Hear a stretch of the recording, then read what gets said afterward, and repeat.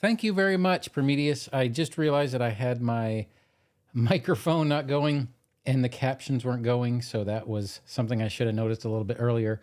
But, it happens. Lives are fun.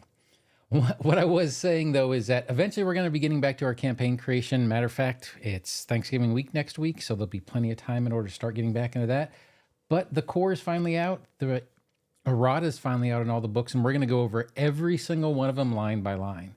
And I know Prometheus is online, and he's going to be popped in when we have questions. So this is going to be a little bit different in that once we actually get to the line by line, because I want to show both the Errata and the actual guides themselves as we're going through them, I'm probably going to pop out of this live window with a chat on the side and just kind of show the two screens side by side. That way we can kind of go through them one at a time, but I still will be watching the chat and seeing what questions come up as we go. The other big thing, and I had some suggestions for this, is to go through this line by line, but then break this off into smaller chunks. So I will probably be uploading these 3 or so at a day, chunks of this for each book, and all so that everybody can see the errata without having to go through 2 hours of a live. And I have no idea how long this is going to take because it could take a while. But all that being said, let's go ahead and get into the actual stream itself. So first thing I want to do is bring up the Paizo blog post. Now, it is something I always say, don't sleep on the Paizo blog, but they released Errata on November 15th. And what they're basically doing is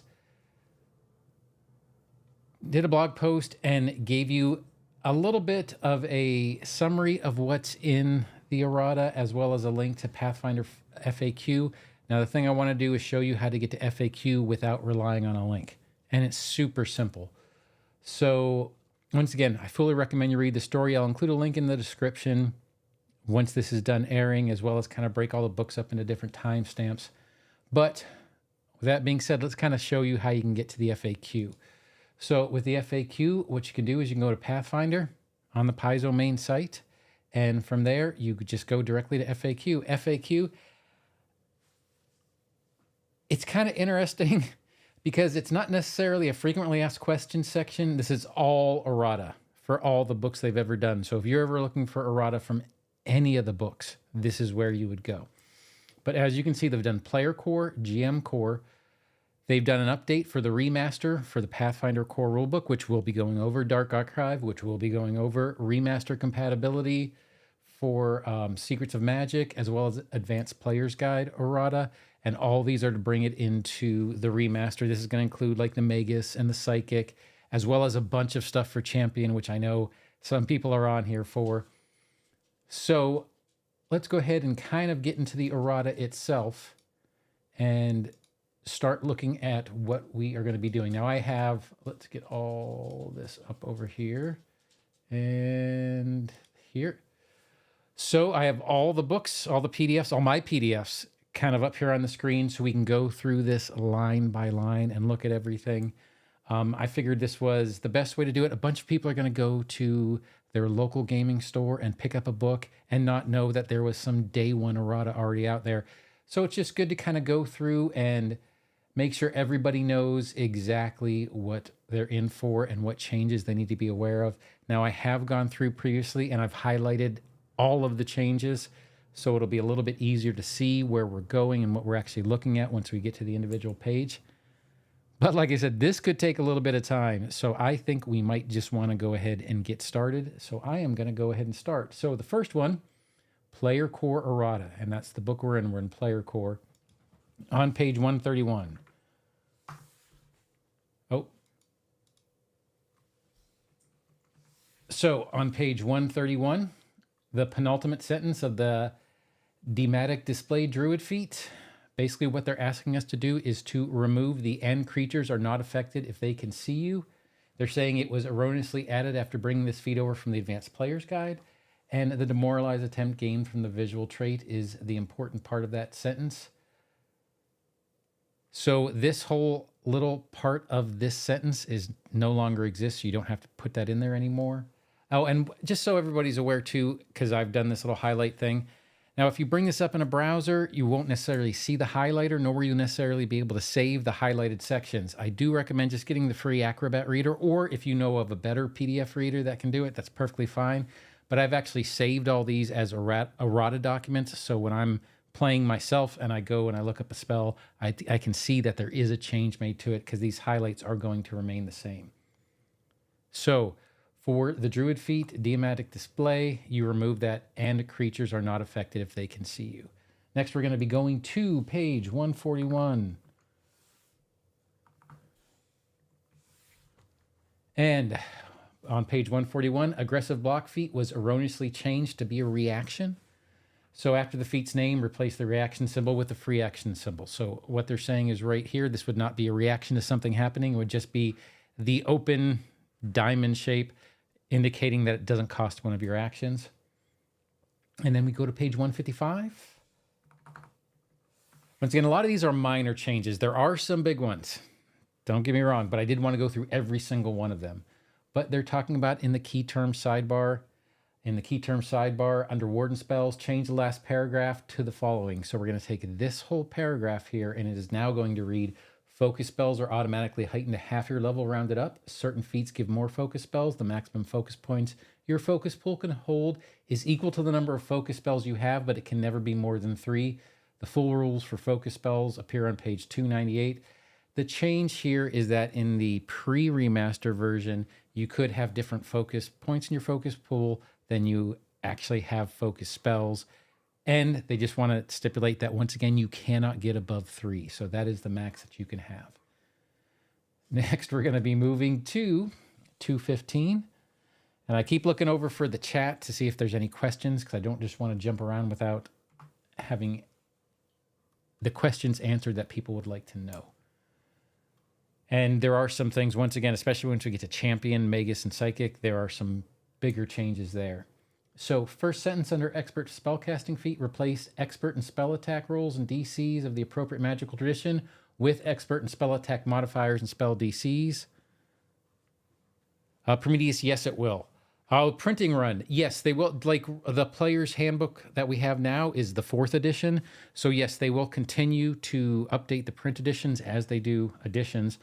And they will also be moving the PDFs. So you'll get those books there, plus your PDFs. If you go look on your order screen, it'll be when it was added to your download, when it was updated, and they'll also have a section on when it was added and when it was last updated. So they'll also update the digital downloads, your PDFs in the digital download section, so you will be able to get that as well.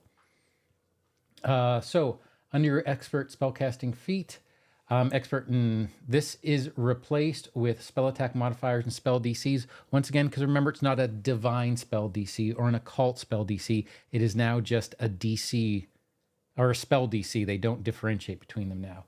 And you're going to find the same type thing as well under Master Spellcasting feat. You're going to change Master and Spell Attack rolls and DCs to the appropriate magical tradition, where now it's Master and Spell Attack modifiers and spell DCs, simply because we're getting rid of those traditions from the spell DCs. You just have a single spell DC. And then we'll get to a non-highlighted one, which is page 235. So page 235 is long jump. Basically, the change they have is in the success condition. It says you leap a distance. Well, now it would be up to between leap and a distance. So you can leap up to a distance equal to your check result, rounded down to the nearest 5 feet. And it just has the wording similar to the high jump success and critical success entries. And I like the example. They always do a little bit of comedy in here, but after all, we don't intend to force you to jump all the way across the room and into a wall if you happen to roll high. So you're not going to overshoot. You can do an up to and choose how far you'd like to jump. Then we go to page 281. And if I am going a little bit fast, it's only because there's a lot, and this might be a little bit boring if I go too slow. But once again, if anybody has any questions, please feel free to go ahead and drop it in the chat, and I'll answer it right away. So we are on page 281 here, and one of the things that changed is in the range weapons table, changed the price of the Arbalest from 12 GP to 8 gold pieces. So that is going to be this entry right here is going to be changed. in your digital downloads, the PDF later, and in another printing of the player core book. Then they have multiple entries, 304, 307, 309, and it's all for the day's spell description. So let's go ahead and take a look at that. We'll go to the first one, 304. So in the Black Friday, yeah, maybe it'll go back up in 1st of December. You never know. After Black Friday happens and Cyber Monday, for days. Cloud a creature's mind to make it off guard or slow. So on all 3 pages, the day spell description should read cloud a creature's mind and possibly stun it. So they did just want to change that day's description. Let's go ahead and go to the other 2 pages that this has it in here, and I'll show you where on the page it is. So one of the reasons why I kind of wanted to go ahead of time and highlight these so it'd be much easier for everybody to see. But also in your divine spell list in 309 is going to be in your occult spell list. So days is just stun, not off guard or slow. Then we go to 307. So 307, talking about Grim Tendrils. So on 307, you want to remove Grim Tendrils from the list of divine first rank spells. It was not intended to be added to the divine list. So it's just going to be removed in a future printing of the book or in your digital downloads come later. Then we do on page 314. So on page 314, there are 2 typos in the Acid Grip spell. So the first one, area 1 creature, should be targets 1 creature, because area 1 creature doesn't make a lot of sense. And then we have duration 1 minute. The persistent damage dealt by the acidic hand determines how long the spell lasts. It's not a minute. So it's not like you can just touch them and it lasts a minute. The duration is going to last, as it reads, as long as you have your hand on it, because duration is going to be removed. So on page 316 through 317, actually it's the persistent damage is going to go as long as the persistent damage lasts until it is taken away. Next one is on page 316. Once again, I know this is going a little bit quick, but it's going to go a lot slower once we get to the champion things, I pretty much feel, and that's going to be coming up pretty soon, actually. So, battle forms listed in the Avatar spell need more information for their Strikes Deadly trait, and basically they added the deadly dice. So for Caden, in the melee rapier, you need to add deadly 3d8. For Desna, Star Knife, you need to add deadly 3d4 right here. For Erastal, you need to do longbow 3d8 needs to be added. Right now we have just a deadly d8, but it should be deadly 3d8. Shaylin is going to be the glaive deadly 3d8, and Urgathoa is going to be a scythe deadly 3d10. So these are the changes that need to be made to these particular pages. And then we also have both the Bane and Bless spells should have the Aura trait, so be aware to pay attention to. Bane is going to have an Aura trait right here on this line, and Bless will have the same. Bless is going to have another Aura trait added. So on page 320, Cleanse Affliction. So it accidentally lists 2 casting times. 2 actions is correct, so delete the cast 1 minute. So you have... Oh, I didn't highlight this one. I will highlight it now, as a matter of fact, since we're sitting here. So Cleanse Affliction. And then, let's see, Cleanse Affliction spell accidentally lists 2 casting time. 2 actions is correct, so delete the cast 1 minute. So for Cleanse Affliction, you're going to delete that right there. Then on the other 320, which is Clear Mind, the 320, 321, Clear Mind, Sound Body, and Sure Footing. Remove many different conditions. And this, I feel, is a pretty important one. I like it a lot, actually. but none of them could get rid of slowed. So these will actually allow you to get rid of slowed now using these particular ones. So adding the slowed condition to the list of conditions you can attempt to counteract with all of these spells gives your group the best chance possible to deal with that particular condition. So this is going to be at the heightened 4th level. So on heightened 4th, you can add slowed to that for clear mind. You can also add it to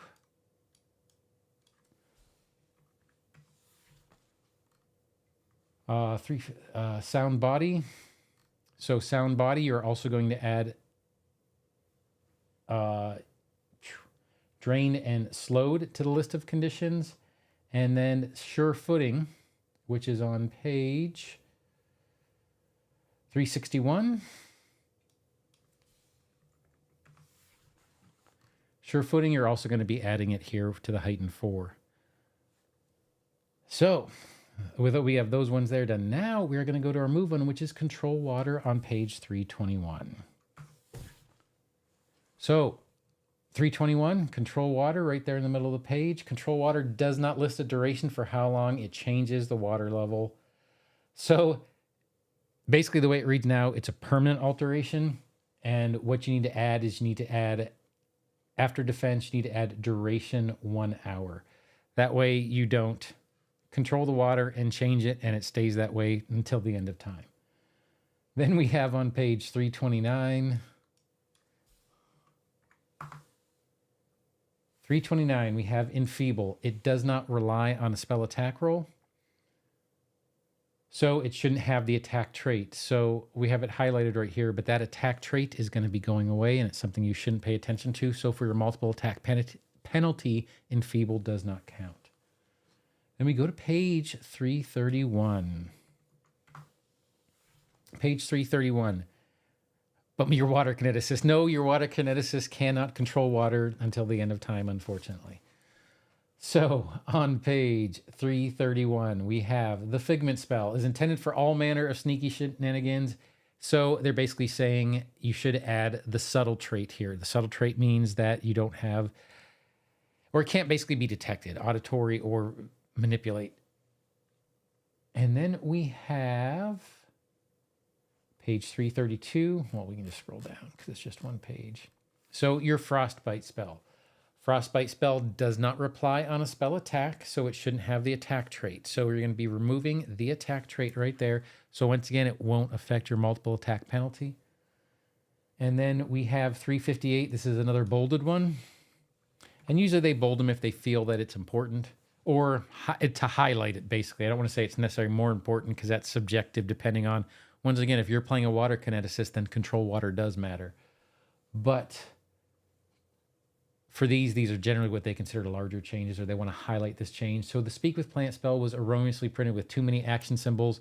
You can see right here it has two actions, which mean 4 actions, which means unless you were hasted, you could never actually cast it.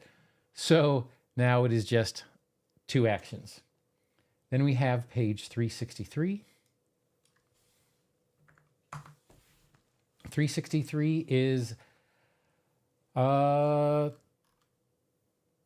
reposition has been added to the list of standard athletic skill actions, so the telekinetic maneuver spell should offer the same options. So you can add reposition between disarm and shove.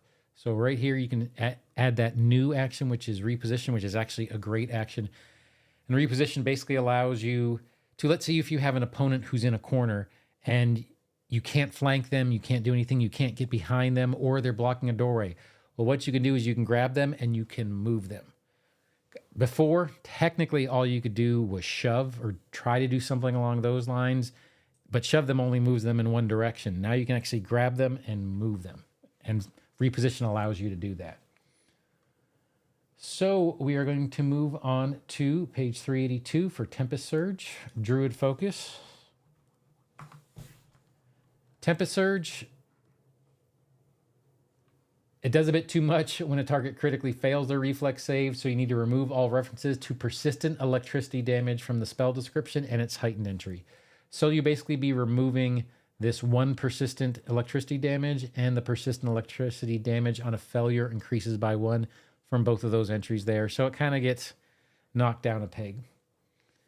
Then we have on page 403, On page 403, we basically have let's get to the right section here, in the third paragraph under spell attack rolls.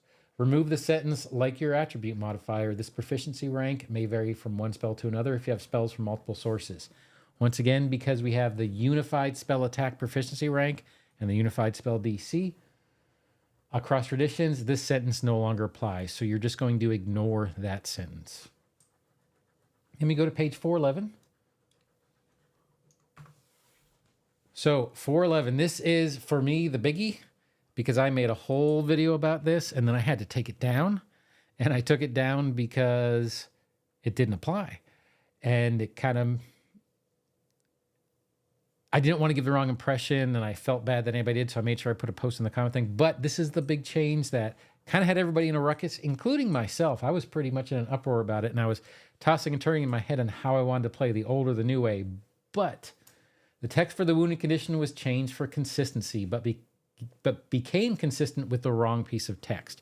So they basically said that they did make it consistent, but it's wrongly consistent. This would lead to much deadlier encounters. The following changes should ensure that death and dying works the way we intended. In the recovery check degrees of success, remove all incidents of plus your wounded condition, if any. So these go away, which is more like how we used to play it.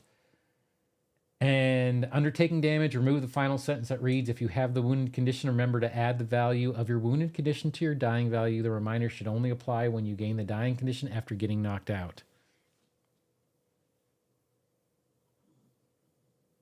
Ventriloquism is not subtle. You have to gesture. I don't know. Let me finish with the dying thing and then I'll go take a look at ventriloquism.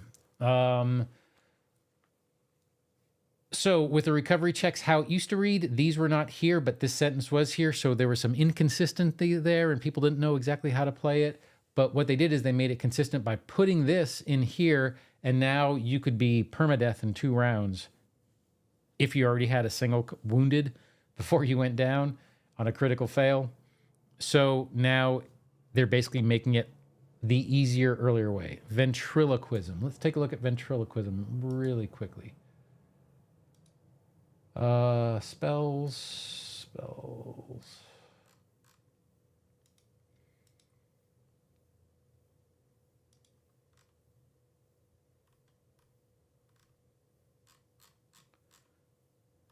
Ventriloquism is not subtle.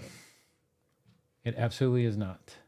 Any creature that hears a sound can attempt to disbelieve your illusion. So no, it's actually written in the spell that it is not subtle anymore.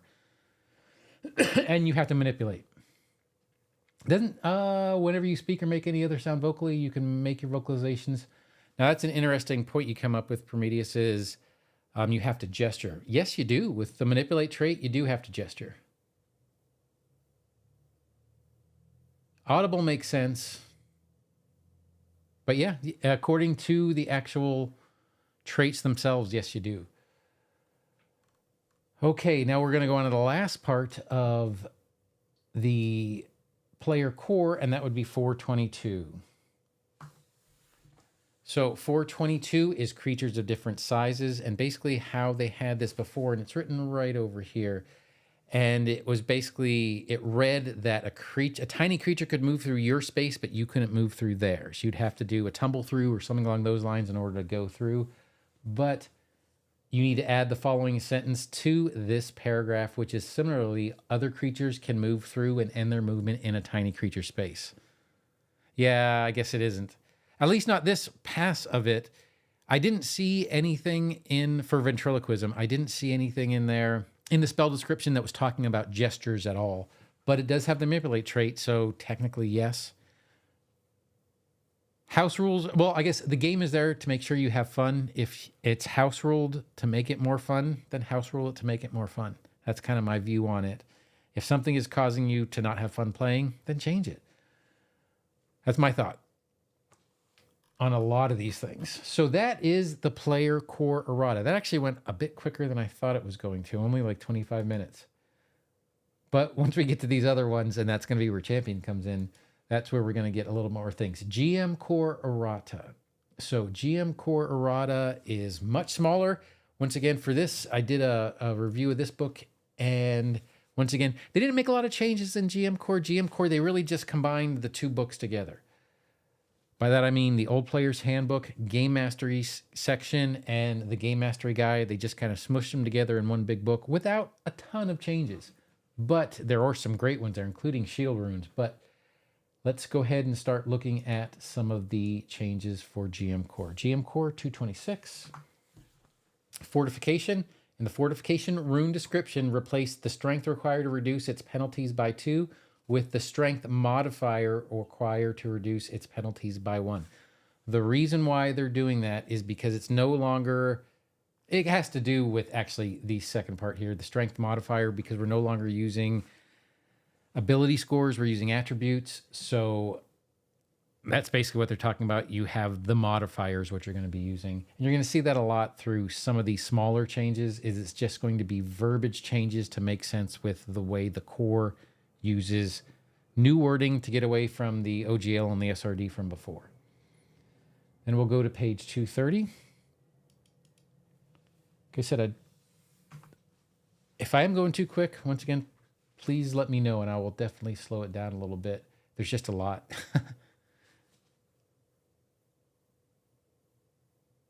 Yes. Yeah, there is, especially when they get, so you're talking about illusionary wall. So an illusionary wall, you know, they did have the spell components and they had somatic, auditory, all those other kind of things.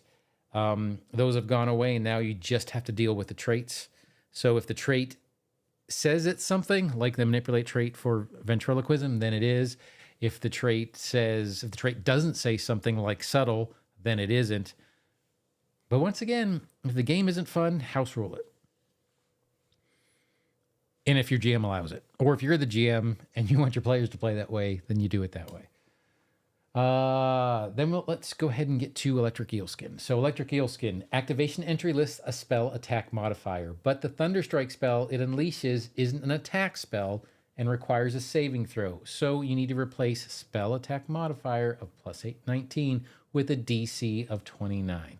So once again, it is not an attack, so it doesn't have a spell attack modifier. And if this was correct, then technically it should have the attack trait. And it doesn't. And the errata says it doesn't, so we're all good there. Let's go ahead and go to page 248. 248, through all poisons, and I'm going to gloss over a bunch of these because it's for all poisons, and what they're basically saying is through all poisons, replace all instances of interact with manipulate. It's just a verbiage change, but on every single poison under activate, one action, it says interact. Blackadder Venom, activate, interact. Black Lotus extract, single action, interact. It goes through all the poisons. The interact needs to be changed with manipulate. Because I guess technically if you did it as it was written, you'd have Giant Centipede Venom activate 2 actions and then interact, which is an action. You technically would use all your actions up, but manipulate, you don't actually use an action to manipulate. I'm always the GM, a blessing and a curse. Very true. I like doing both. Matter of fact, I only GM 1 game and I play in 2. But yeah, I try. Yeah, being the forever GM can be kind of a pain. Sometimes it's fun to just play. But back to poisons, you go through every single one of the poisons and change that interact to manipulate so you aren't wasting an action if you were to play this rules as written. 255, 256. So on page 255, 256, we have penetrating ammunition. In penetrating ammunition's activate entry, replace interact with manipulate. Same type of thing. If you were to do activate, single action, and then interact is another action. So that would technically be 2 actions if you were doing very strictly rules as written. But the way that this is set up, now interact is manipulate. Manipulate doesn't require an action. Specifically, it's more of a trait. Then we go to page 262. So on page 262, yeah, this is kind of funny. So Magic Scroll, they basically put this here plus overcharge. They did not intend anybody to overcharge a spell because how could you reuse a spell that you've already cast? So General Magic School or Magic Scroll stat block erroneously includes a frequency. We didn't intend for you to overcharge your spells. So replace frequency once per day plus overcharge with effect. And then page 276.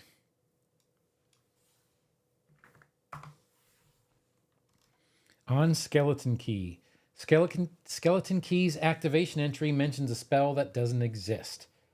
And that's because Breach does not exist. The spell is called Knock. So replace the key casts Breach with the key casts Knock. And that would be right here. So the spell you're going to be looking for when you do Skeleton Key is it casts Knock. Let me go to page 314. Page 314, Flare Bolt gift activation requires a spell attack roll with your relic, so it should have the attack trait, which it does not right here. Therefore, it is going to count for your multiple attack penalty. So add attack before concentrate in the parentheses. So you're supposed to include attack there. And then we have Grappling Vine gift activation on 317. Grappling Vine requires an attack roll with your relic, so it should have the attack trait. Add attack before manipulate in the parentheses. So you should be adding attack right here. Once again, attack, so it's going to affect your multiple attack penalty. And that is GM Core. Once again, that one only took about 7 minutes to go through, so I'm pretty happy about that. That is the errata from the remastered books. Now, there is one thing that I'm super happy about that they did, and that would be that they also gave us remaster compatibility errata for these 4 books here, which is the Core Rulebook, which is where we're going to get a champion, Dark Archive errata, Secrets of Magic errata, and Advanced Player's Guide errata champion again. So what I actually might do is I'm probably going to do Pathfinder Core Rulebook and Advanced Player's Guide errata back to back. And then we can come back here and do Psychic and Magus with Dark Archives and Secrets of Magic. So with that, now we can go ahead and jump into Pathfinder Core Rulebook errata. And to go to Pathfinder Core Rulebook errata, I'll bring up my Pathfinder Core Rulebook.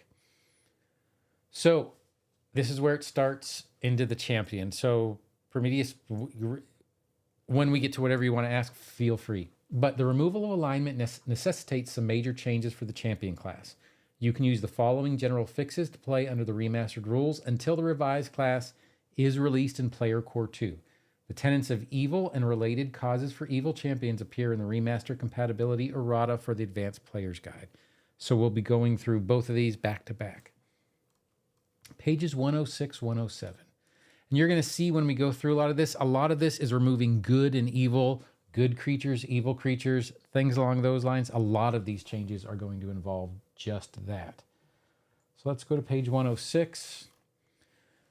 Page 106, class feat and deity and cause class feature require the most difficult fixes as they rely the most on your character's alignment and your deity's follower alignments. The tenets of your champion's code. There is a lot of things that I could just read to you, but let's see if we can't summarize it a little bit, because like I said, this is going to be a very long section. So if you do happen to mess up with your edicts and anathemas, then you could potentially lose the bonuses you get for being a champion, the boons you get, the things you get from your deity. So as it says here, when you violate your champion-related anathema, you can choose a tenet of good only if your deity allows you to be sanctified as holy. Now, sanctified is that trait where you can add that damage type to spirit damage. If you aren't sanctified, then when you do something that has spirit damage, you only get the spirit damage, not any of the sanctification damage that you would normally get, holy or unholy. So if the god doesn't allow either sanctification, you can't be a champion of that god. As an exception, if you could follow a certain champion cause before the remaster, you can still choose that cause along with related tenets, of course, for that specific deity. If your deity isn't presented in player core, work with your GM. So this would be a case, and there's tons of those where you have like the pantheons and some of the other things that are available in Pathfinder Society or some of the other APs or some of the other books. Work with the GM in order to kind of figure out what the edicts and anathemas would be for that particular deity. But all that being said, we'll go ahead and get into the tenets of faith and then the deity and cause as well on this page. Once again, there are a lot of changes that are coming up here. So you need to replace tenets of good with the following text. So this whole text goes away. I am going to read this. One of the reasons why I read this is because I do actually have some people who very distinctly tell me that they just listen to this as opposed to watching it. So some sections, if it's small enough, I'll read the entire thing, and this would be one of them. Tenets of good. You gain the holy trait and add that trait to any strikes you make. In addition to your other edicts and anathema, you gain the following. Edicts. Do not allow harm. Do not knowingly harm innocents or fail to prevent harm to an innocent if your direct intervention could save them. Anathema, commit murder, engage in torture. Then we have on pages 106 and 107, and they're basically talking about deity and cause right here, which spans 106 and 107. You need to change the text for the three causes that the champion must follow. The tenets of good in the core rulebook, they are no longer strictly prescribed by alignment. So Paladin, you're honorable, forthright, and committed to pushing back. Hey, Waffles, how's it going? On the Paladin, you're honorable, forthright, and committed to pushing back the forces of cruelty. You gain the Retributive Strike, Champion's Reaction, and Lay on Hands Devotion spell. Your code gains the following edicts and anathema. Follow the law, respect legitimate authorities or leadership, and take advantage of another or cheat. So for your Paladin, you're pretty much the lawful good one, even though that doesn't exist anymore. Yes, some deities lost access to champions. And that's by rule how they're playing it is if you're, let's go back up to that section. So if your god doesn't allow either sanctification, you can't be a champion of that god, so Nethys, no. There's other ones, and then there's some that don't care, and those I'm sure you could still do. But there are the gods who are true neutral, who don't allow sanctification. And I mean, there could be other cases as well, but generally speaking, it's going to be your true neutral. Now, not all of them. I don't want to I'm making generalizations. That's probably bad because I'm going to get comments later that tell me, well, this one. But yeah, if it doesn't allow sanctification, then you can't be a champion for that god. And that could require some actual retconning of characters. If in mid-campaign, you need to go and look at a champion or look at a champion that a player has made, they actually might need to retcon their god, which would be easier than trying to change them into another class. However, GM discretion, and that's kind of how it goes. In a lot of cases, I personally would allow, let's say a champion of Nethys. I'd allow a champion of Nethys in order to continue to play a champion of Nethys in a remaster version. Just kind of flavor it. Why are you crying? So we did Paladin. Paladin was your lawful good. Now we go Redeemer. Redeemer, you're full of kindness and forgiveness. You gain Glimpse of Redemption, Champion's Reaction, which is a great reaction, and the Lay on Hands Devotion spell. Your code gains the following edicts and anathema. Try to redeem those who commit wicked deeds. Show compassion to others, regardless of their authority or station. Anathema is kill a sapient enemy without first offering a chance at redemption. Once again, this used to be kind of like your neutral good. Doesn't exist anymore, because you're doing edicts and anathemas in order to replace that. Then you have the Liberator. Liberator, you defend the freedom of others. You gain Liberating Step, Champion's Reaction. Still good, but not as good as Glimpse of Redemption. And Lay on Hands Devotion spell. Your code gains the following edicts and anathemas. Oppose slavery and tyranny. Fight for others' freedom to make their own decisions. Respect others. Respect choices others make for their own lives. And anathema is force or threaten someone to act a certain way, engage in slavery or tyranny. Yeah, Waffles, that's a good idea. Then that's kind of what I was saying before is I would probably allow my current champion to continue to play until the next AP or next adventure or next campaign. Because that would, retconning kind of isn't fun. Okay, now we're going to go on to, that is basically, let me sum that up a little bit. So we just kind of covered the deity and cause. And that would be for all your goods, lawful good, neutral good, chaotic good for liberator. Since alignment doesn't work anymore, you do the edicts and anathemas in order to replace that. Now we are on Divine Smite on 108. So let's go down to 108. Divine Smite. Now you're going to see a lot of these changes are simply to replace good damage with holy, evil damage with unholy. But Divine Smite class replace all instances of persistent good damage with persistent spirit damage. I take that back. I did say that wrong. I said holy and unholy. That's only if you're sanctified. You replace good and evil basically with spirit damage, and unholy and holy comes along if you're sanctified. Many of the champion class feats in the core rulebook need to be changed to be compatible with the remaster. So let's go ahead and look at that. Page 110. Fiend's Bane Oath. Actually, they are talking about Dragon Slayer Oath, which once again, I missed one. So Dragon Slayer Oath. Dragon Slayer Oath, replace the description with the following text. You're sworn to slay wicked and nefarious dragons. You gain the following edict. You must slay dragons whose actions are in direct opposition to your deity's edicts when you encounter them, as long as you have a reasonable chance of success. Your Retributive Strike gains a +4 circumstance bonus to damage against a dragon, or +6 if you have master efficiency with the weapon you used. Your Glimpse of Redemption's resistance against a dragon from a dragon is 7 plus your level if you use Liberate. Then we have Fiend's Bane Oath feat. Replace, add the following tenant to your champion's code after the other tenants with you gain the following edict. So you're going to replace this. You gain the following edict. In addition, replace a good fiend with fiend that isn't unholy. So this line right here is the one that needs to be changed. Then you have Shining Oath feat. So in the Shining Oath feat, it's the same exact thing as it was for Fiend's Bane Oath.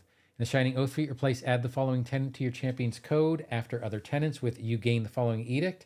And you replace good undead, which is interesting, with undead that isn't unholy. Oh, I was about to say a name for an AP that I probably shouldn't for a good undead. They exist. Not a lot of them. Then we have page 111, which is Vengeful Oath. So Vengeful Oath is another one where you were going to replace the entire text of that particular feat. In Vengeful Oath, you sworn an oath to hunt down wicked evildoers and bring them to judgment. You gain the following edict. You must hunt down and exterminate creatures that have committed heinous atrocities. You can use Lay on Hands to damage a creature you witness harming an innocent or an ally as if it were undead. In this case, Lay on Hands deals spirit damage instead of vitality damage and gains the holy trait. This doesn't prevent you from healing such a creature with Lay on Hands. You choose whether to heal or harm. So that still exists even if you have Vengeful Oath. But this entire text from the player handbook for 2E needs to be changed. Then we go on to 112, Spite Evil. This is another one where you're pretty much just changing a good damage to spirit damage if the target is unholy.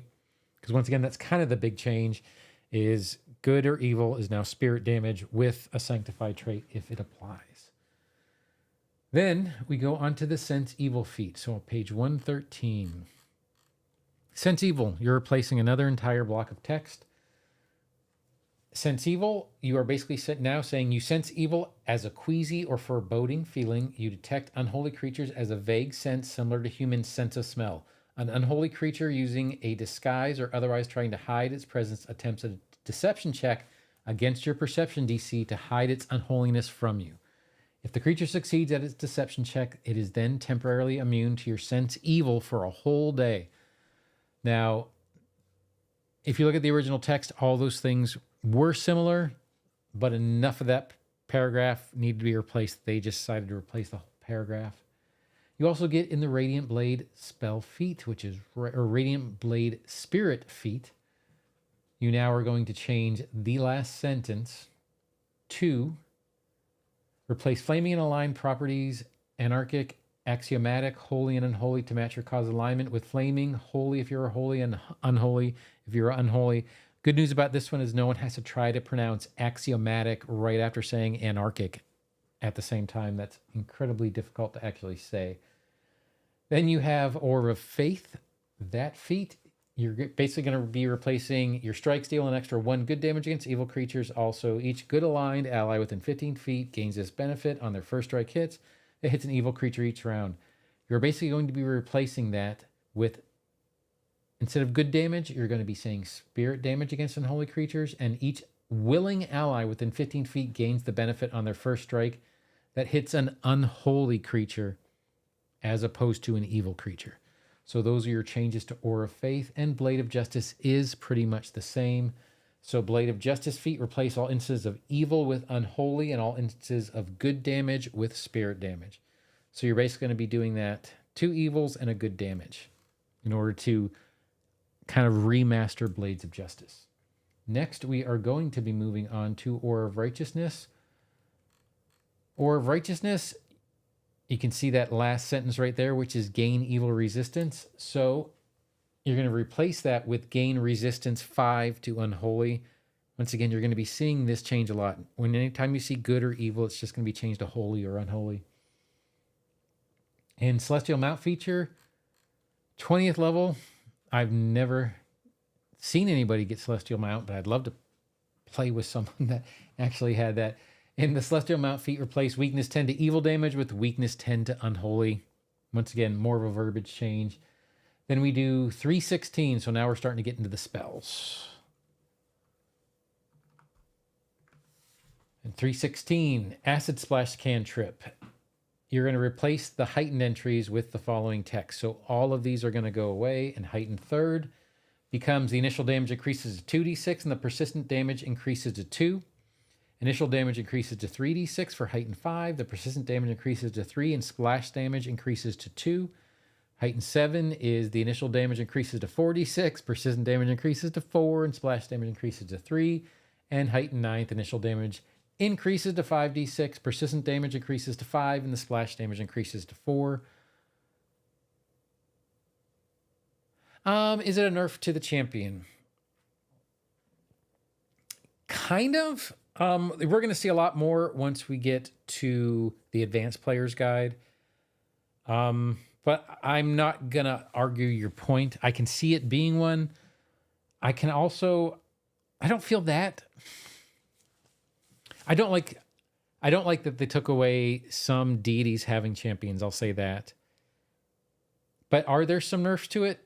Maybe, but they're the same nerfs that are happening to a lot of Magic users, truthfully, with the spell DC having different levels that you used to be able to have, and now, like, you might have had one that you specialized in, and Primal wasn't the one you specialized in, so that's fine if it's lower. Now you just have a unified one, but it also boosts up the lower. It's a tough call, Prometheus, and that one I'm not entirely sure about. 331 is our next page. Disrupt Undead. So, Disrupt Undead, replace 1d6 positive damage plus your spell ability modifier with 2d6 vitality. Another verbiage change because you don't have positive damage anymore, you have vitality. And instead of doing a spell casting ability modifier, which is static, now you add another die, so it's the potential to actually get a higher damage is there, but you can also get lower than you could have before. And you're going to see this through and through a lot of spells now. So Disrupt Undead, then we go to 337. False Life. So False Life, it did read a number of temporary hit points equal to 6 plus your spell casting ability modifier. Another change because that ability modifier is going away. Now it's 10 temporary hit points as opposed to 6 plus your spell casting ability modifier. That one goes a little bit opposite because now you get a defined number, but you could potentially have gotten higher before because it was sort of defined here, except for spellcasting ability modifier changed as you leveled. But now you get 10, just kind of as a base. 360. 360, Produce Flame. Produce Flame cantrip. Replace fire damage equal to 1d4 plus your spellcasting ability modifier. Same thing. It's going to be 2d4 fire damage instead of the spellcasting ability modifier. They just added another die. 362 is going to be the same exact way. We'll just scroll down real quick since it's a page. is it was 1d4 plus your spellcasting ability modifier. Now it is 2d4. Anytime you see spellcasting ability modifier, that's going to go away and basically be replaced in general by a die the same size as the original die. 373. 373 is spiritual weapon. So spiritual weapon replace force damage equal to 1d8 plus your spellcasting ability modifier, which is right here. Now it is going to be 2d8 force damage. Once again, just removing that spellcasting ability modifier. 384, same thing. But I said I was going to go through line by line, so we're going through line by line. Weapon of Judgment. All right, here it was force damage equal to 3d10 plus your spellcasting ability modifier. Now it is just going to be 4d10. 388, another bigger champion change. So let's go to 388. Litany against Sloth. So replace the target's entry of one evil creature to one creature that isn't holy. In Litany against Wrath, replace the target's one evil creature with one creature that isn't holy. In addition, replace all instances of good creatures with creature that isn't unholy. And all instances of 3d6 good damage with 3d6 spirit damage. And in Litany of Righteousness, where you see that weakness 7 to good is now going to be weakness 7 to holy. So once again, this is all just changes to the verbiage. And the reason why I'm going a little bit slow is because it's not quite that. This is where I agree with you saying it's a nerf for champion, because you have to be sanctified for holy or unholy to matter, generally speaking. So that's kind of how I see that. Now we're going to go to page 401 for the last one in the player handbook, which is Key Strike for Monk. For Key Strike, it did read, this damage can be any of the following types of your choice, chosen each time you strike. Force, lawful, only if you're lawful, negative, or positive. None of that is good in the remaster. Well, force is. But now it is force, lawful. Sorry. Now you're going to be changing it to damage can be any of the following types of your choice, chosen each time you strike. Force is still there, but it's spirit, vitality, or void, because lawful, any of that type of damage is now spirit. Negative is void, and positive is vitality. That's where we are on champion. Now that isn't the end of the champion changes. For the rest of the champion changes, we are going to go to the advanced player's guide. And they have the same kind of disclaimer on the advanced player's guide here. Removal of alignment necessitates some major changes for the champion class. And they give us a bunch of rules for it, a bunch of changes for it until Player Core 2 comes out. So we're going to go to evil champions, basically, in this book.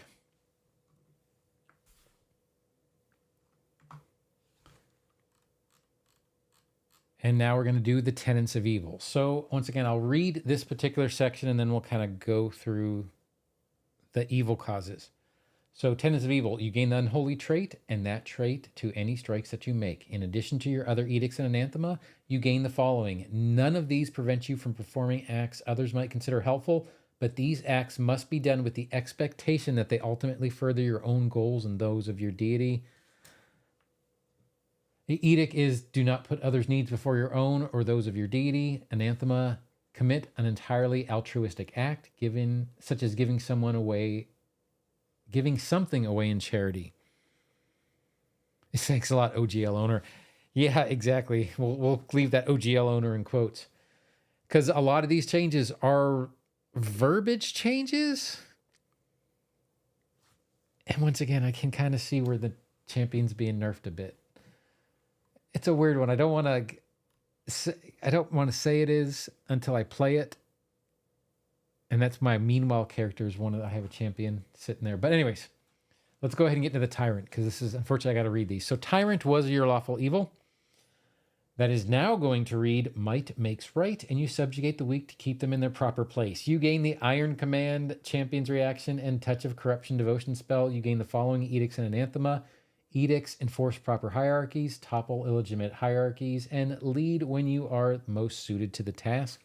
Once again, this is your lawful evil.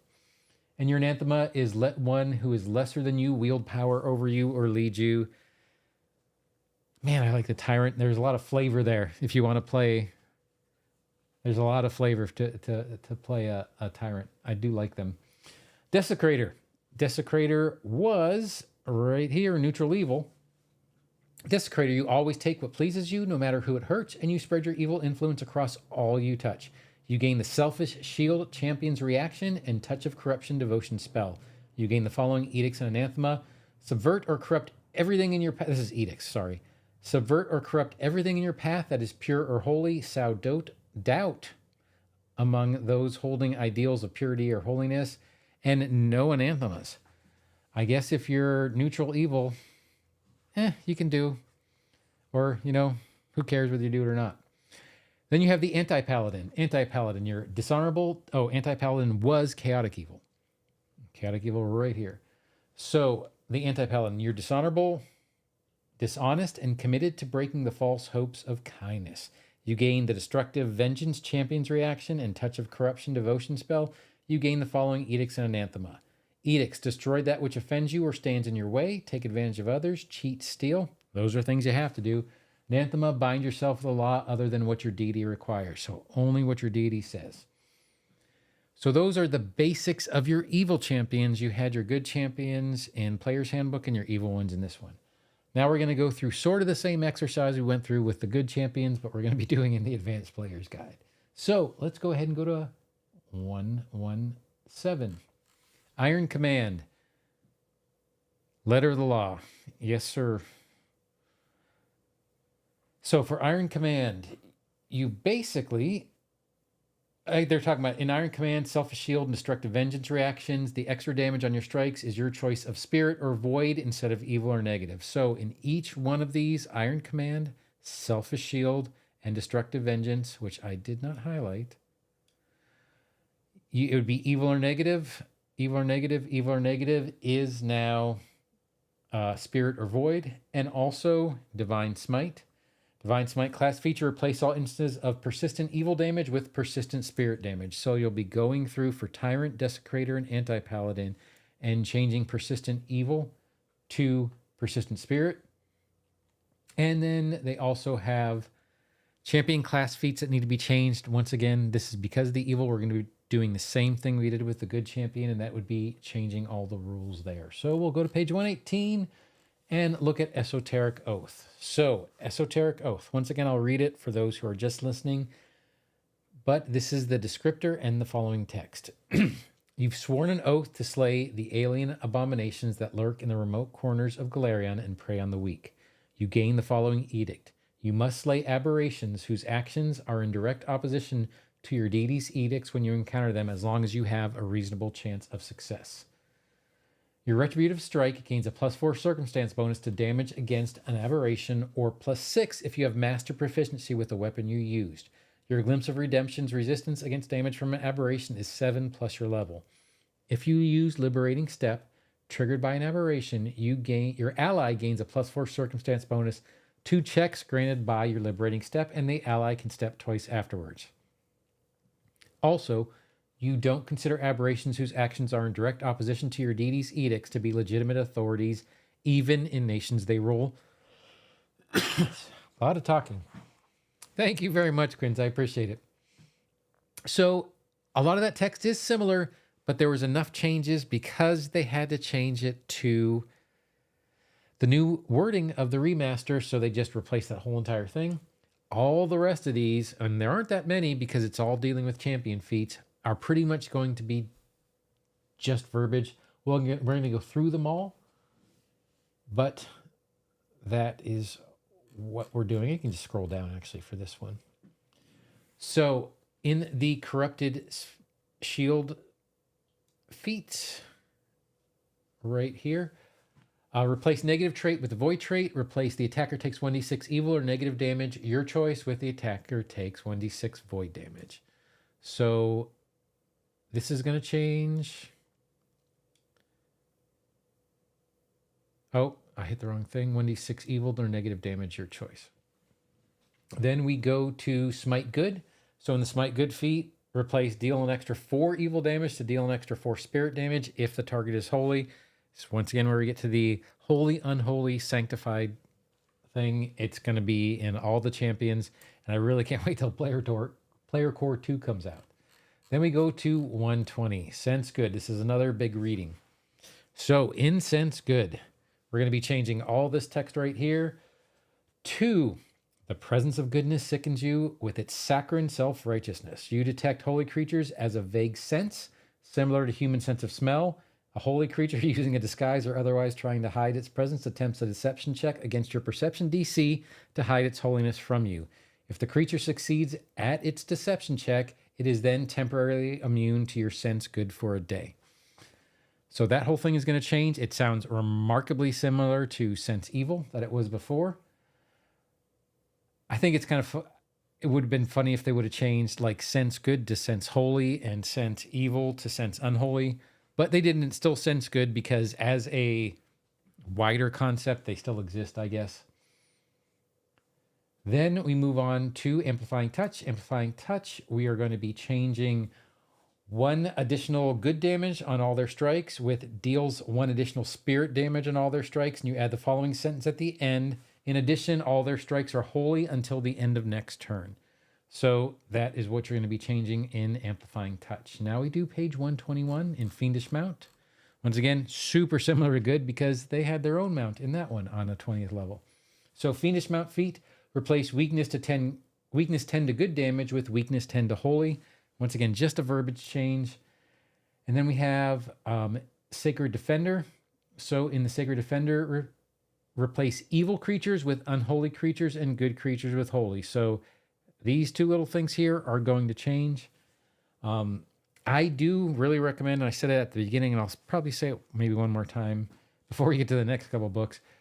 But if you actually bring this up in the actual Adobe PDF reader or a good PDF reader that you like, as opposed to a browser, you can highlight and save, and that way it'll save the highlights. So when you're going back to read all these things, you'll know when you get to something that you've already looked at an errata for, you'll know that it actually has errata just by having the highlights in there. Then we're going to go to Shadow Dancer Archetype, which is going to be on page 193. So a whole new section. So we're out of champion and into other things now. In the Shadow Dancer's archetype, Shadow Illusion Focus Spell, replace 2d8. I'm pausing here for a second because, gosh darn it, I didn't highlight something. There's a few that I didn't highlight. I went through this whole thing a little bit earlier, but I missed some. Shadow Illusion Focus Spell, replace 2d8 damage plus your spellcasting ability modifier with 3d8 damage. So that is what's going to be changing there. And then 227. How did I miss this? Oh, I didn't. There it is. 227, Wall of Flesh spell. Replace piercing damage equal to 1d6 plus your spellcasting attack modifier. Spellcasting attack modifiers are going away, or they're not going to be used. So now it is just replace that with a die of the same size. So instead of 1d6, it is now 2d6 piercing damage. 228. We're back to champion. I thought we were going to do bard, but I forgot that's something else. So champion, Litany of Depravity. Right now it says targets 1 good creature and target gains a weakness 7 to evil. That is going to be changing to 1 creature that isn't unholy and weakness 7 to unholy. So those are your changes to that particular focus spell. Then on 236 for Established Ward.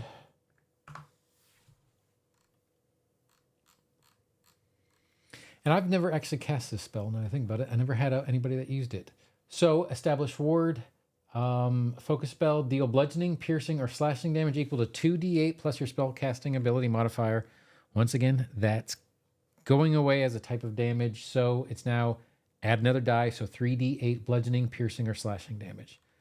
And that is everything that's in the Advanced Player's Guide as well as in the Player Handbook.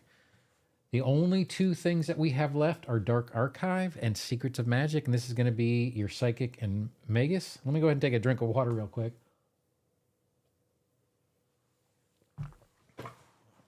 I start getting around 55 minutes of talking and my voice starts going dry. So now we're going to dive right in. We're hitting every single line of this errata. So we are now on to Dark Archive. Dark Archive. This is where we're talking about the psychic. So I know a lot of people actually got comments that people were in some of the videos that I had done about the remaster. People were worried about psychic. I hadn't gotten anything about Magus, but with psychic, I did get a bunch of people asking questions, and it was in the Discord as well about the psychic. So I'm glad that they actually did this. The changing of several cantrips in the remaster affects 2 of the psychic's conscious minds. You can continue to use the cantrips in the core rulebook, allowing the psychic to operate as currently written. Though note the errata to bring these spells in line with other remastered cantrips. If you wish to use the remastered cantrips instead of those from the core rulebook, there are some small tweaks. I don't know why I said that. So tweaks. So now we're going to go to page 19. Oh, that's right. This one doesn't have a front page. So it's actually when it says, that's something to note when you're looking at your PDFs. This book here, your first page, let's actually go all the way back up and show you. Your first page does not say front cover, and the next page being the first page, it starts at 1. So when this says page 19, you're actually going to be going to page 20. This is the only book in this errata wave that does it this way. So in Oscillating Wave, Conscious Mind, it gains Frostbite and Ignition instead of Ray of Frost and Produce Flame as standard Psi cantrips. Replace the associated text with the following. So Produce Flame and Ray of Frost are going to be gone. And then when we go down to Produce Flame and Ray of Frost, those are going to be changed. So Frostbite is you can freeze people from even farther away. The range of your Frostbite increases to 120 feet. Your Frostbite also gains the following amp. The amp is you drain thermal energy at a distance using what you plunder to replenish yourself. The orb deals 3d4 cold damage. You gain temporary hit points equal to half the damage the target takes. After applying resistances and the like, you lose any remaining temporary hit points after 1 minute. And amp heightened +1, the initial damage increases to 2d4 instead of 1d4, and the weakness on a critical failure increases by 1. So I kind of like that one better than Ray of Frost. I know I have one player in another campaign that casts Ray of Frost. Always try to cast Ray of Frost, not as a psychic, I think as a druid, but they always miss. Just having the name changed makes me feel better inside. And then Ignition. So instead of Produce Flame, it's now Ignition. Ignition, you can drastically increase the heat against targets at a distance. When using Ignition as a ranged attack, increase the range to 60 feet. When using Ignition as a melee attack, your range or your reach increases by 5 feet. Your Ignition also gains the following amp. Amp is you project pure heat that causes a target to combust. The initial damage changes to 1d10 fire damage plus 1 fire splash damage. When using amped Produce Flames as a melee attack, increase the damage die of the initial damage from D10s to D12s. You are not harmed by splash damage from an amped Ignition. And amped Heightened is now, instead of using Ignition's normal heightened entry, the initial damage increased 1d10, 1d12 for melee, and the splash damage increases by 1. The persistent fire damage on a critical hit increases by 1d4. That's a lot to say for stuff that changed for Produce Flame. One thing I would like to point out, and it isn't highlighted here, but this is just part of, if anybody saw the Pathfinder Society release that they had on how they're going to handle some things, remember Pathfinder Society does it in the strictest reading of the rules because every table has to be the same. What they said for a lot of these spells is if the spell has changed and the name is the same, then you have to use the remastered version. If the name is changed, you can continue to use the old spell. Not for psychic necessarily, but this is just as a cantrip. So Ignition and Produce Flame by Pathfinder Society rules are different spells. So Ignition didn't replace Produce Flame and Frostbite did not replace Ray of Frost. I always find that kind of interesting. But that's unrelated. Let's go ahead and go on to Tangible Dream Conscious Mind, which is next page. So, and we'll go over those in a second. Tangible Dream gains Figment instead of Dancing Lights. So Dancing Lights, remember Dancing Lights is gone. And it's replaced by Lights. Kind of good because it did require Sustain Dancing Lights required to sustain where Lights does not, but it gains Figments of Dancing Lights as one of its standard Psi cantrips. Replace the associated text with the following. So, Figment, your minor illusions shift and dance. The range of Figment increases to 60 feet. When you sustain the spell, you can move the apparent sound or vision up to 15 feet. You can then attempt to create a diversion as usual. Those creatures who disbelieve the illusion aren't affected by this diversion, and your Figment also gains the following amp. So when you amp the spell, you create a particularly distracting illusion as part of its normal effects. Choose an unoccupied square within the spell's range. The illusion in that square provides flanking for a single melee attack made before the beginning of your next turn. If you sustain the spell, the details of the illusion change and shift to keep your enemies unsettled. The flanking illusion's duration extends until the beginning of your next turn, and you can move it to any unoccupied space in the spell's range. The flanking illusion can't provide its benefit against any creature who has disbelieved the Figment, which kind of makes sense. And then to bring them in line with the remaster's damaging cantrips, many of the Psychic's unique Psi cantrips had their damage adjusted. This is all going to be dealing with the spellcasting ability modifier, but we're going through every single line, so we're going back to 17. Hey, Kojo, how's it going? I appreciate you showing up. Right now, we're going line by line through everything in the Errata, and we're 5 books in now. So Dancing Blade is going to change. Once again, they're changing the damage equal to 2d6 plus your spellcasting ability modifier. Spellcasting ability modifier is not used anymore, so it's going to change to 3d6. Then we go to page 21, or in this is page 22. Then we go to Forbidden Thought. 1d6 mental damage plus your spellcasting ability modifier is just changed to 2d6. So generally speaking, you see spellcasting ability modifier, take the die, add 1. And then we have Shatter Mind is the same thing, and 2d4 plus your spellcasting ability modifier is now going to be changed to 3d4. And then we have on the next page, Imaginary Weapon. So Imaginary Weapon cantrip, change your choice of bludgeoning or slashing damage equal to 1d8 plus your spellcasting ability modifier. Now that is going to be changed to 2d8 bludgeoning or slashing damage, your choice. Then we have Astral Rain. Same exact thing. It was your choice of bludgeoning or piercing damage equal to 2d4 plus your spellcasting ability modifier. Now it is going to be 4d4. Whoa, hold on. That's a new one. I didn't catch that the first time around. So it was your choice of bludgeoning or piercing damage equal to 2d4 plus your spellcasting ability modifier. Now, instead of just a single die, for this one, you get 2 die. So it is now 4d4 bludgeoning or piercing damage. 4d4 bludgeoning or piercing damage, your choice. So actually, instead of just 1 die, now they're adding 2 die to that specific one. And then we have the last one of Errata for Dark Archive, and that would be on page 106. And that would be Phase Bolt. Phase Bolt cantrip, replace 1d4 piercing damage plus your spellcasting ability modifier. This is another one where they've changed it 2 die. This is now going to be 3d4 piercing damage. I just saw what you said, Kojo. Let me slide back here for a second. Totally unrelated. Mine just came yesterday. Super happy. I didn't get a sketch cover. I went to my local game store and they had sold the one that they had ordered. Now, we are done with Dark Archive. Phase Bolt is done. Now we're going on to Secrets of Magic and the Magus. So let's go ahead and drop this down. And then we're going to our last one, which is Secrets of Magic Errata. So Secrets of Magic book is up and we're ready to roll through this. Removal of spell schools in the remaster. Parts of the Magus class require some tweaks to be usable.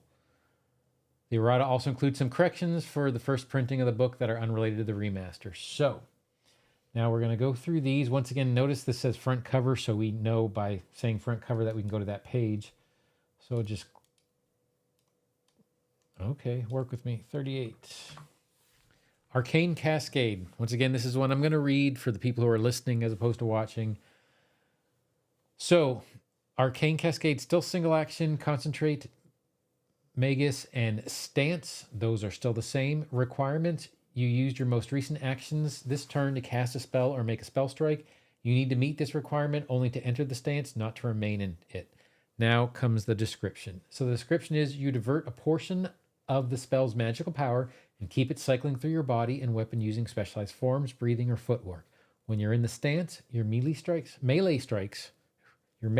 deal 1 extra force damage. The damage increases to 2 if you have weapon specialization and 3 if you have greater weapon specialization. Any strike that benefits from this damage gains the arcane trait, making it magical.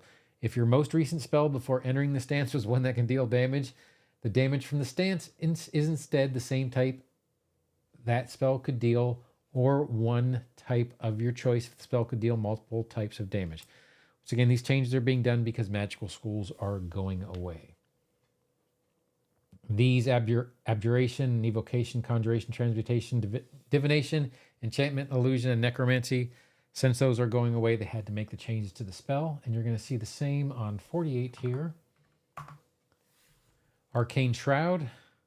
All the spell schools are here in the old version of the spell, so they have to change how it works. So the requirements, your most recent action was to cast a spell from a spell slot or make a spell strike with a spell from a spell slot. Your magic has a powerful after effect, briefly granting you a certain spell. When you take this feat, choose 3 of False Vitality, Fire Shield, and Fleet Step. Flicker, Invisibility, Mountain Resilience, and See the Unseen. You use Arcane Cascade and are subject to an additional after effect spell of your choice from the 3 you selected. This after effect spell's duration lasts until the end of your next turn, or its normal duration, whichever is shorter. Using Arcane Shroud again ends all existing spells you gain from the Arcane Shroud. So, because of that, because of the removing of spell schools, they basically had to reword the whole entire thing. And now you have, once again, they had a list of spells right here. Now you have the spells over here, and you would basically choose 3. So that would be the main difference. Now we have, with the removal of alignment damage, certain Eidelons, this is when we're getting into the summoner, require some small tweaks to their strikes. So we'll go to page 59. Yeah, Kojo, I know, I do. And the thing is so I had always said melee all the time. And then when I first started the channel, and I had multiple people comment on me saying it that way, so I keep trying to change over to melee. And it's hard. It's hard to keep that up. 59. So, Hallowed Strikes. Your Eidolon's attacks are hallowed by the Celestial Realm. So we are changing your Eidolon's unarmed strikes, deal an additional extra 1 good damage, because good damage doesn't exist. It's now spirit. As usual, this extra damage harms only evil creatures. You can't say that anymore, or those with a weakness to good damage, because the titles have been changed. So now it is your Eidolon's unarmed strikes your Eidolon's unarmed strikes gain the holy trait and deal 1 extra spirit damage to unholy creatures and creatures with a weakness to holy. Because of the SRD and the OGL, we now are using holy, unholy, and spirit. Then we'll move on to the next one, which is page 62. Demonic Strikes. So it did say all your Eidolon's unarmed strikes deal an extra 1 evil damage. As usual, the extra damage harms only good creatures or those with weaknesses to evil damage. Now it says your Eidolon's unarmed strikes gain the unholy trait and deal 1 extra spirit damage to holy creatures and creatures with a weakness to unholy. What do you think, Kojo? I switch back and forth all the time. If I catch it, if I catch myself saying melee, I'll try to change it to melee, but I don't catch it all the time. It's a mess. It actually, I should have just kept going the way I had it before. Now we're going to go to page 108. 108, that is Gale Blast. In the Gale Blast spell, we're changing something because of the spell casting attribute modifier. So what it did read was bludgeoning damage equal to your spell casting ability modifier. Now it is going to be add a die to 2d4 bludgeoning damage. And then we have Haunting Him, which was the bard change that I was kind of jumping the gun on before. Haunting Him which is a really great cantrip, especially since I love bards. Replace sonic damage equal to your spellcasting ability modifier. That is going to be changed to 1d8 sonic damage. Yeah, 1d8 sonic damage. Also, the spell's heightening entry replace 1d6 with 1d8. So you'll be adding another 1d8. I like it.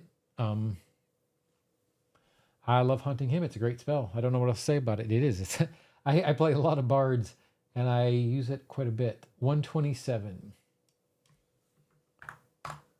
Now we're on Scatter Scree. This is another spellcasting ability modifier change. So it did read bludgeoning damage equal to 1d4 plus your spellcasting ability modifier.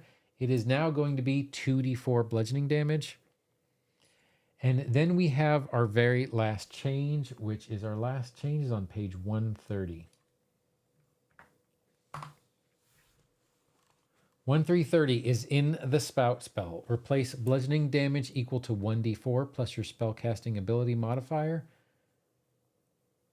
You're going to change that to 2d4 bludgeoning damage. And then in addition, to give the spell a little more oomph, which I like that they actually kind of tried to boost a little bit, add the following sentence to the end of the description.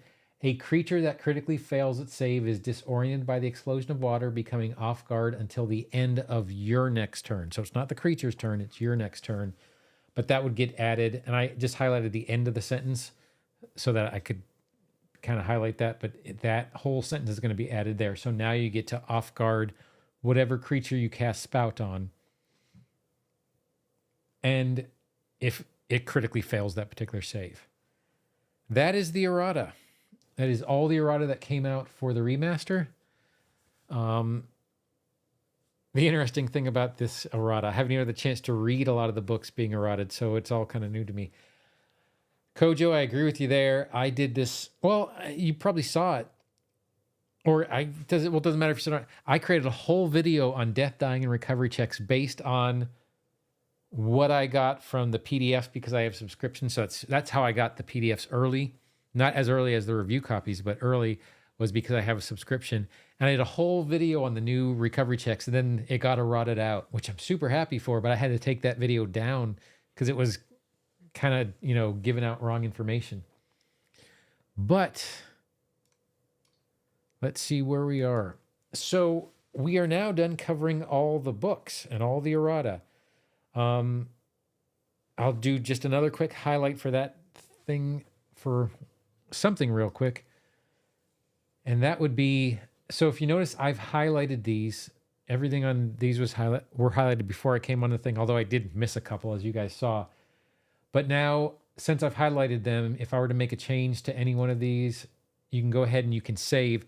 Only if you do use the Adobe Acrobat Reader. You don't have to have Pro. You don't have to pay for anything. It's still free. Or if you use an additional standalone PDF reader, a lot of them will have highlighting functions, and then you can choose, different colors and so on and so forth. And then you can save it. But I have my initial PDFs that I got from Paizo, and I've highlighted them, and then I've saved them as errata. So that way I know that when I go to look up a spell or something like that and I see a yellow highlight, I know that it has changed. And either I can guess from, you see the spellcasting ability modifier to change it, or I know to go to the errata in order to look it up. But I do suggest, if you do have the PDFs, to get a standalone PDF reader. I haven't seen, once again, I'm a Windows computer, so I'm not sure how Safari handles their PDFs. However, I know that in Firefox, I know that in Chrome, I know that in Edge. Those are the three that you have on my computer. You can't highlight in the browser, but you can if you have the standalone. I'm using Adobe Acrobat, and then you save those highlights, and you don't have to keep looking up the errata every time that you're thinking of a spell. So that's a kind of handy little tip, I guess. But this was actually one of my longer lives. It went quicker than I thought. I was thinking it'd be about 2 hours, but it took about an hour and a half in order to go through all the errata line by line. We did cover a lot. We covered a lot of stuff on champions. Yes, Andrew, I did. That's one of the things I was talking about. So, like the core rulebook that most people have right now, I don't want to say most people, that's a wrong way to put it. It's on its 4th printing.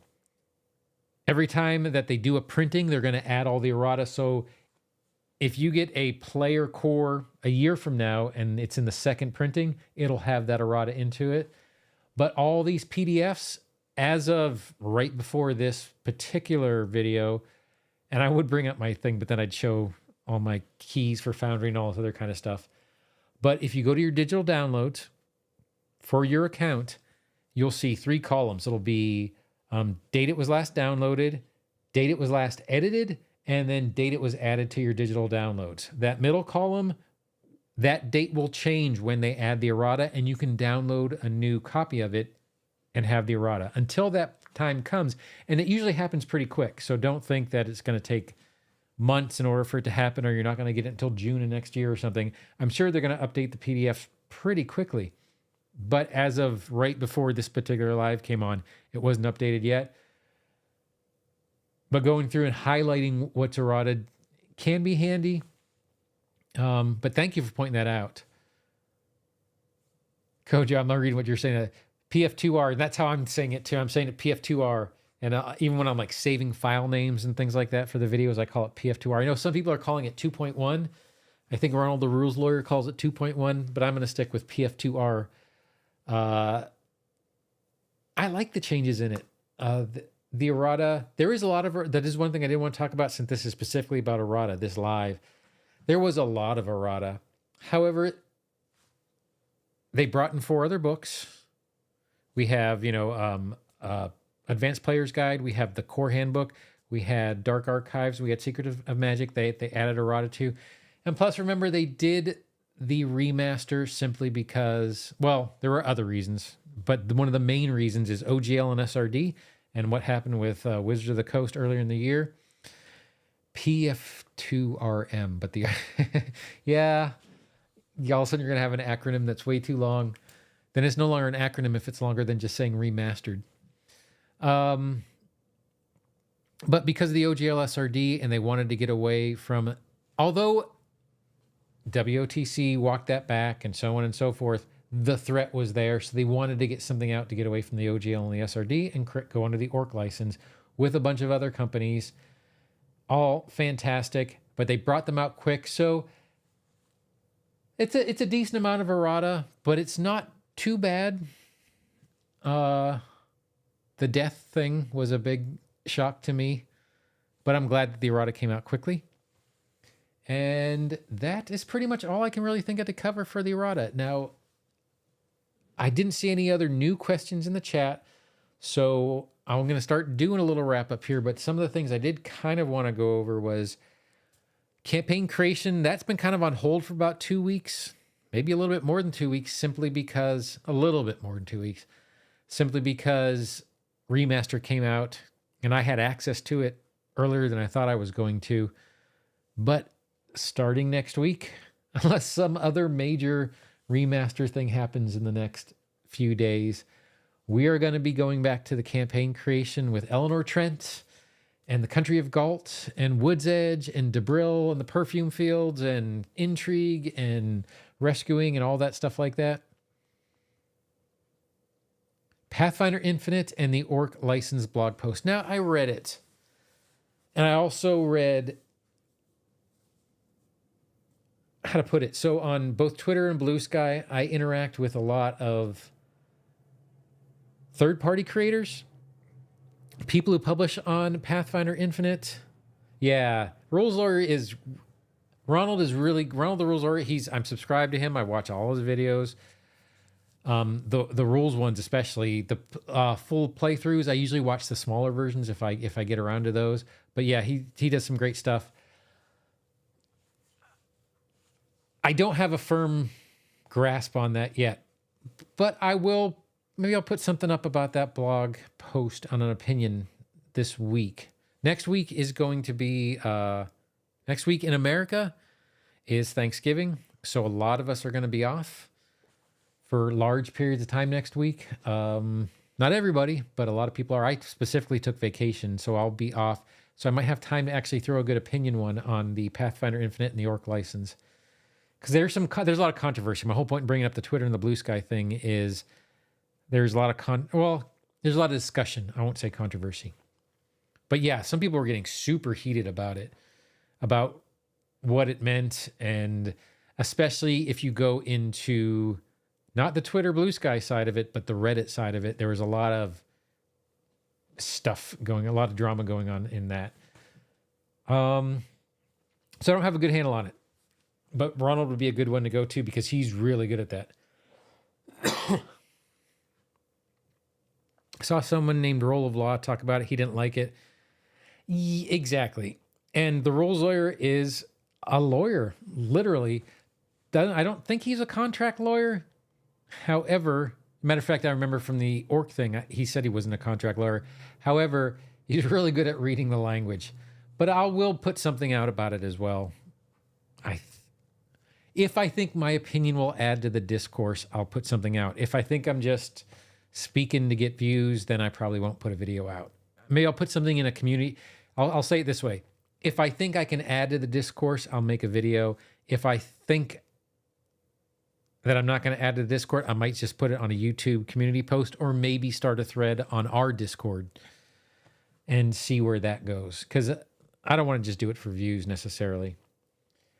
But going back to what I was saying, though, so we are going to be going back to, let's see, I'm not a lawyer. I do love third-party creators and infinite stuff. This is replying to Kojo. I love third-party creators, and I say it all the time, and it sounds like a spiel or sounds like I'm trying to sell you something, and I'm not. But third-party creators if you have 3 tables that are playing Abomination Vaults, all 3 of those are largely going to be playing the same game. If you have a third-party creator and bring in a subsystem or bring in one of the outside classes, well, that's something that helps make your game different. It makes your game unique, and it adds a difference to every single table that just house rules won't necessarily do. Plus, if you've ever read some of these entries, like every once in a while, they'll introduce the Paizo staff, and especially when they have some of the writers come up, and they'll talk about how they got their start. And a lot of them got started on Pathfinder Infinite. So the third-party creator that you are supporting through Pathfinder Infinite today might be the author of one of your favorite APs from Paizo a year from now. You never know. Yeah, that's a good point, Kojo, about that. Maybe I should. Let me put some thoughts together and decide.